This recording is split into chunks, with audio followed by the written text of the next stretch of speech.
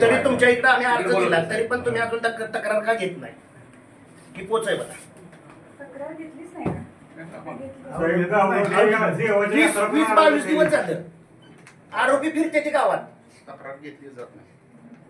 देवस्थानच्या यात्रा कुठली अडचण नसताना हे बंद पाडले. बिनधास्त क्राईम करतात, पैसे घेतले जातात इथं सेटलमेंट करण्यासाठी, तरतूद करण्यासाठी. सरळ न्याय होतो.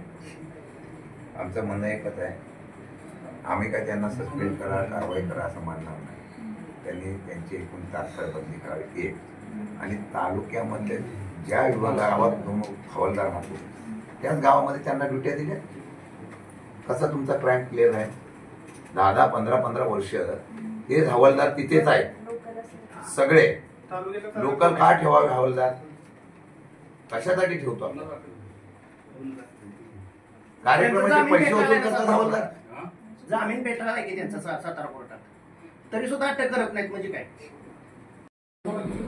समोरच्या लोकांचा ऐकून आमच्या लोक बोगस केसेस टाकतात, जबरदस्ती टाकतात, आणि एवढं कमी पडतंय. किती आवेदन मी पुराव्यासकट दिले, मला कोणाच्या विरोधात जायचं नाही. इतके आवेदन धंदे चालू आहे, असेच चालू आहे. त्या कोरेगावच्या लोकांच्या महिलांच्या माझ्याकडे फोन आले, तक्रारी आले. एखादा कोणतरी आत्महत्या करेल, एखादा कोणतरी काय करेल ना, त्यावेळेला सगळं डिपार्टमेंट आल्यावर परत डिपार्टमेंट दाखवलं. एसपीना विचारा काय करणार. नाही बोलले, मला काय हरकत नाही, आम्ही पुढची लगेच स्टेप घेऊ. आता त्याच्या वरती झालं. बल्लाळ साहेब, मी तुम्हाला 10 वेळा सांगितलं की तुम्ही इम्पॉसिबल काम करा. 10 वेळा मी तुम्हाला 10 वेळा सांगितलं. तुम्ही माझ्याशी गोड बोलता, परत जे करायचं ते तुम्ही करता, हे माझा स्पष्ट आरोप आहे. कोरेगाव पोलीस स्टेशनमध्ये एकतर्फी असलेल्या होणाऱ्या अन्यायाबाबत बऱ्याच तक्रारी प्राप्त झाल्या होत्या.